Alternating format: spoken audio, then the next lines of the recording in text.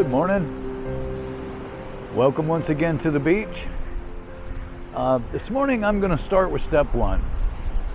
Hopefully I can do a series of all 12 steps, but this morning we're starting with step one, and I'm going to take you to page 30 in the book.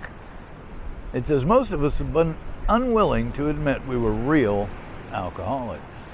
No person likes to think he's bodily and mentally different from his fellows. Therefore, it's not surprising that our drinking careers have been characterized by countless vain attempts to prove we could drink like other people.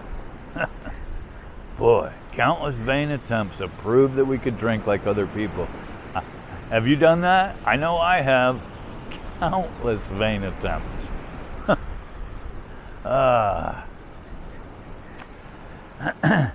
idea that somehow, someday, he will control and enjoy his drinking, control and enjoy, is the great obsession of every abnormal drinker.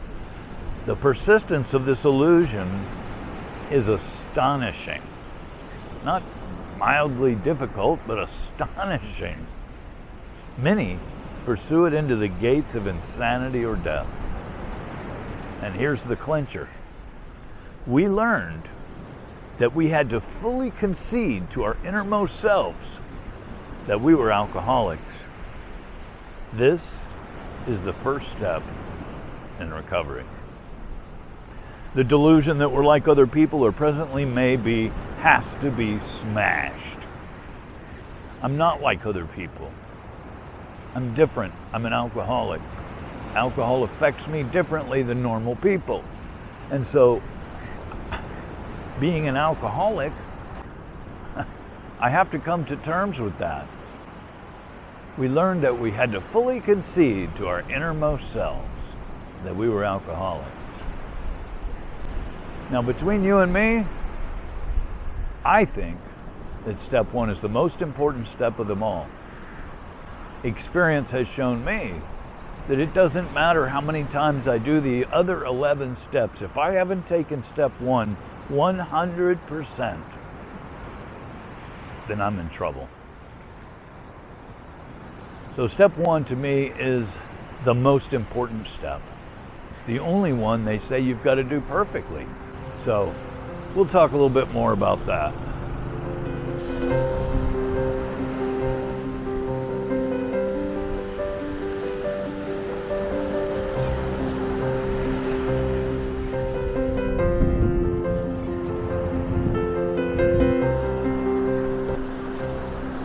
So I have to admit, step one was one of the most difficult steps I've ever taken.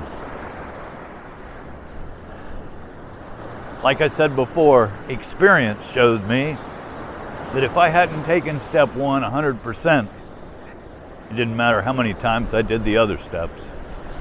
I wasn't going to stay sober. See, step one eliminates the reservations that we have. Well, maybe I wasn't that bad, that kind of thing.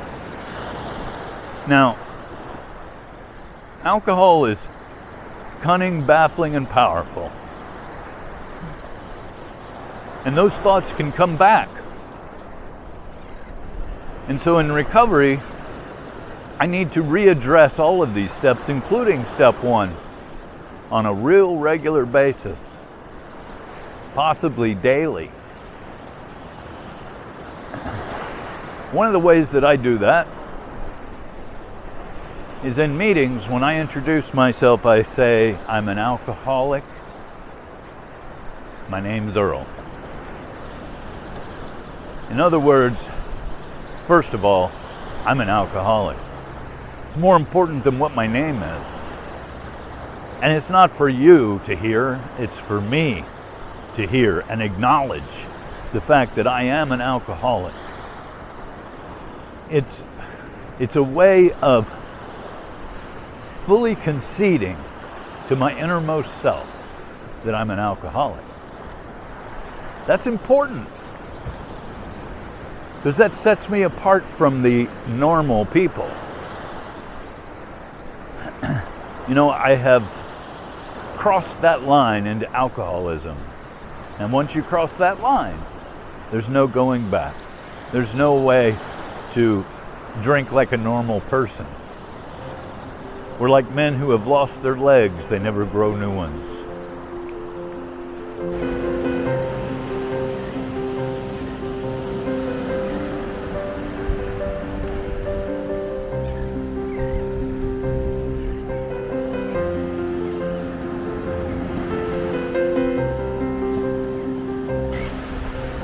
So in step one, there can't be any reservations.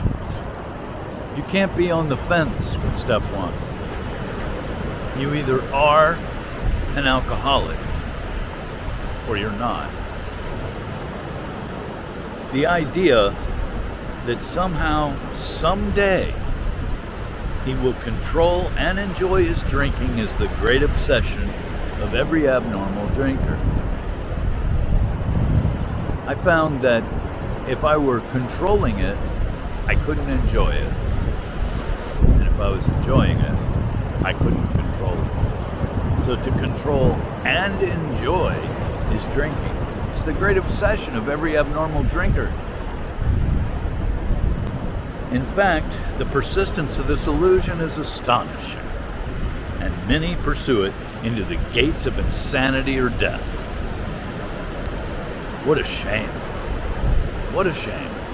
It's an illusion that maybe someday I'll be able to control and enjoy my drinking. It's an illusion that is astonishing, and some people pursue it into the gates of insanity or death. You know, I look back on my drinking, and it was alcoholic practically from day one. Step one is not something to take lightly. You know, I can remember saying, oh, I've taken step one many, many times, usually in the back seat of a police car. Oh God, my life's so unmanageable.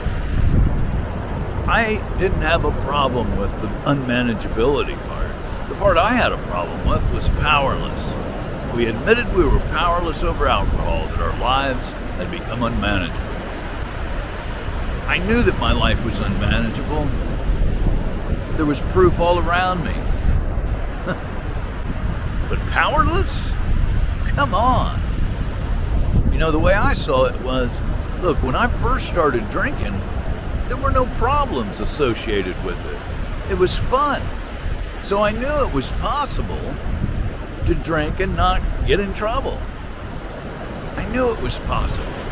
If I just, I had to get the combination right. What I was drinking, who I was drinking it with, where I was when I was drinking, what time of day or night it was. I tried all of that. Different kinds of alcohol, with different kinds of people and in different places at different times of the day and night. None of that brought me back to those original days when there was no trouble behind my drinking. So there was proof that no matter how hard I tried, I couldn't drink like normal people. I had crossed that line into alcoholism. And once you do, there's no going back. There's no going back. So setting all reservations aside, I have fully conceded to myself, to my innermost self, that I'm an alcoholic. I'm powerless over alcohol, and my life is unmanageable. It'd be hell if we had to stop there, wouldn't it? Thank God there's 11 more steps. But see, after taking step one, we're like, well then, if I'm so powerless and I can't even manage my own life, what do I do now? I'm glad you asked. Stay tuned to the next video to find out. You guys have a great day. Keep doing the steps. Keep addressing them. Even step one. And in the meantime, work on being happy, joyous, and free. See you next time. Bye-bye.